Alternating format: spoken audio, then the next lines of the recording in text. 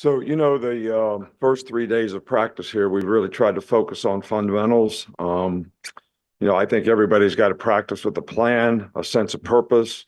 Everybody's got to kind of reinvest into conditioning, reinvest into fundamental techniques, discipline to execute, blocking, tackling, all will translate into positive performance in the game.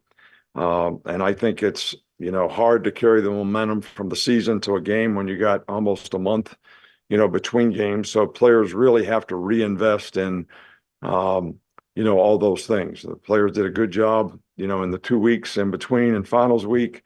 And we've had 3 good days of work. So we want to continue that for the next 4 practices. And, hopefully we'll get closer to where we need to be in terms of being able to go play like we're capable of playing, in this game. It's a great opportunity for our players. It's a great challenge for them, but, you're not really owed anything when you play in these games. It's like a 1-game season when you're playing in the playoffs. So we got to put everything into it we can, and everybody's working hard to try to do that.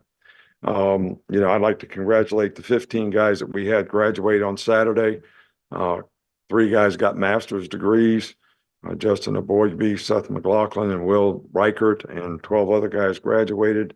We've had 6 guys make, some kind of All-American teams: Dallas Cooley, Terry On, J.C. Latham, Will Reichert, Caleb Downs. So really proud of those guys for their performance. But, I think they would be the first to tell you that their success comes because of their teammates and, all the guys who contribute to allowing them to have positive performance. So, we're just grinding through it and working, and, tomorrow we'll get back at it.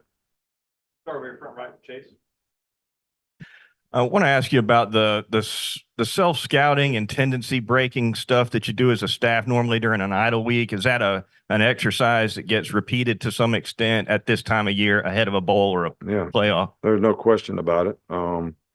We do quality control just about every week, on what our tendencies are and what we're doing and what we can do to try to, break those in some way, shape, or form. So, and certainly with this extra time here, that's something that we most certainly are trying to do.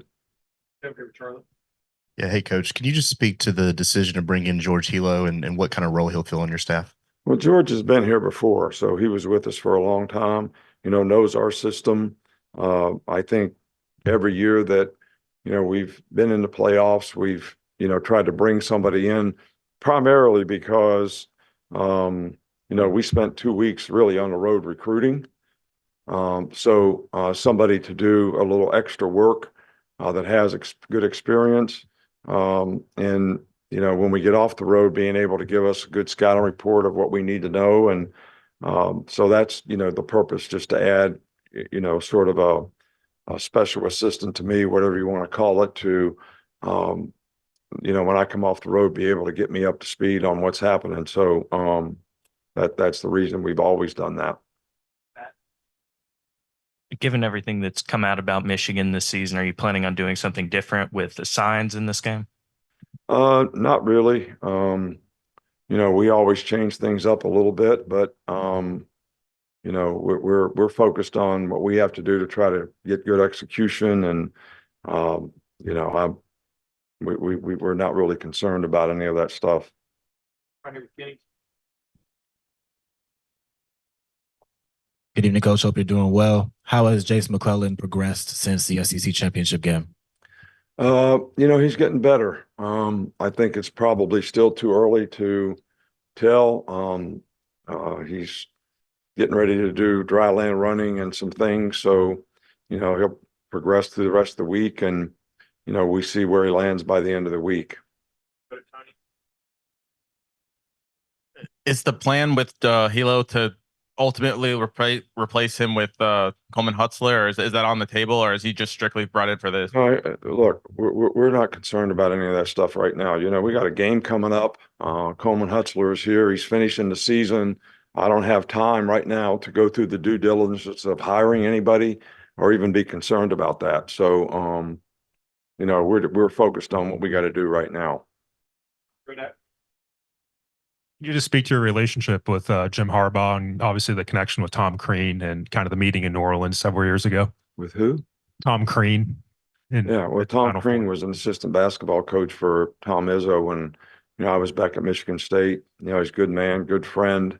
It's a great family, the Harbaugh family. I've known the dad. He used to help me when I was old secondary coach. And, his brother John are great football people. So got a lot of respect for the entire family. And, Tom Crean is, part of that family. Has Kool-Aid progressed through the concussion protocol and is he back? Yeah, he is. He's doing fine. Go to Joe if we got any follow-ups. Coach, when you get into preparing for Michigan, they've shown a trick play or two almost every week offensively. How do those wrinkles influence what you do defensively from a preparation standpoint? Well, I think that, they do a really good job on offense. Week to week, they've got a pretty good plan formationally in terms of their ability to go out and give you some different looks. And, it's a challenge for the players to have the discipline and the eye control to look at the right things so that, when those kind of plays come up, you're in position to play them. So, I don't think that they do it any more than, anybody else that we play. I just think it's a good part of your offense to be able to have some of those things that complement some of the things you do down in and down out. Yeah, Coach, last time we talked to you, you said you were going to kind of hold office hours for some of your players to see if they wanted to talk about their future and stuff like that. How did those conversations go?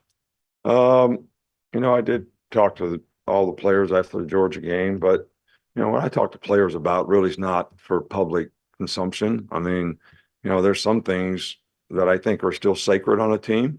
And if you want to talk to a guy about his future, that should be sacred. If he wants to share his feelings with you, I think you should ask him. All right. Thank you.